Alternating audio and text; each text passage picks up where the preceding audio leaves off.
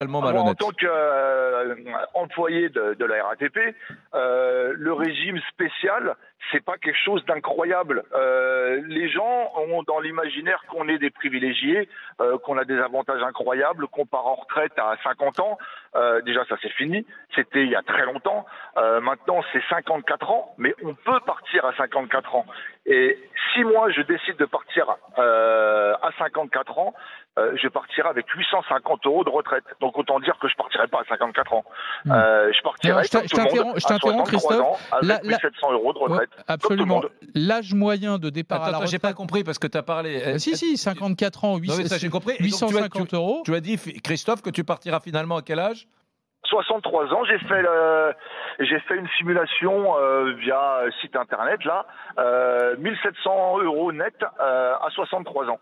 Voilà. Et l'âge moyen de départ à la retraite des salariés de la RATP, c'est 56 ans. L'âge moyen. L'âge moyen. Oui, mais là, maintenant, c'est fini, ça. Hein. Là, c'est les derniers qui viennent de partir à 50, 56.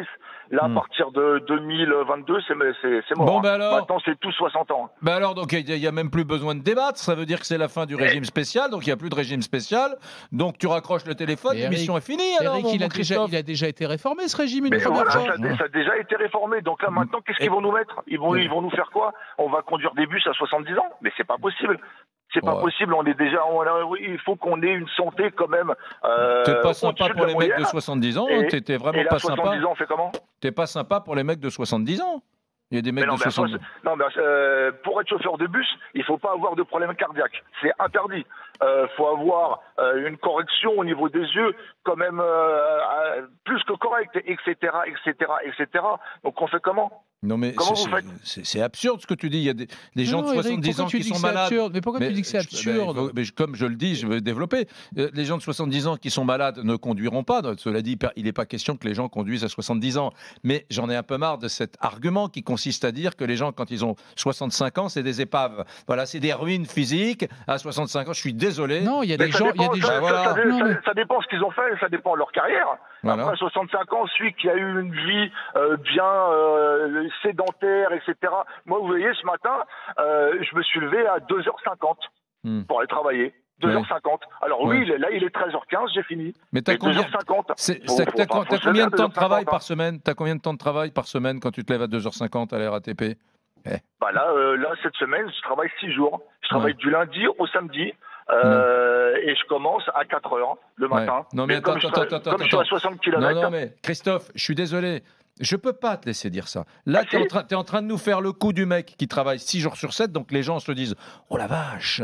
et qui se lève à 2h50 ou à 4h « Oh la vache !» Donc on se dit la RATP, entreprise qu'on croyait assez sociale d'ailleurs, qui faisait partir ses salariés à la retraite à 52 ans en moyenne.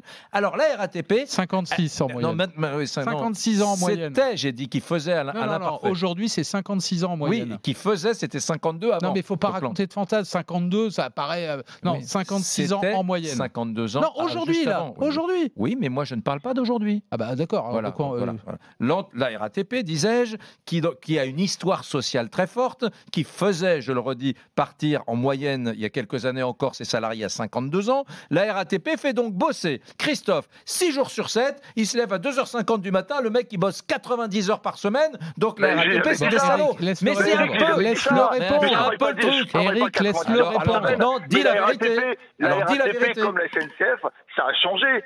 Alors, dis la vérité.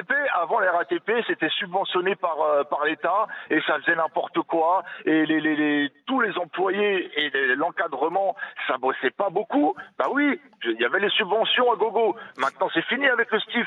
C'est fini allez hop, il y a de l'argent. Maintenant, c'est par rapport, il y a des objectifs, c'est par rapport au nombre de voyageurs. Combien d'heures tu travailles cette semaine? Combien d'heures tu travailles cette semaine? Maintenant, il y a des objectifs. Donc, quand il y a des objectifs, eh ben, c'est terminé la maladie. C'est terminé les trucs comme ça. C'est fini. C'était avant, il y a 20 ans, il y a 25 ans, c'était la fête. Maintenant, c'est plus la fête. Là, moi, aujourd'hui, je lui dis, je cache pas des cailloux à Cayenne. Hein. Et je me plains pas. C'est moi qui l'ai choisi, ce boulot-là. Mais, faut pas croire que on ne fait rien, qu'on a des horaires personne dit ça. plus que confortables. Non, on a des contraintes.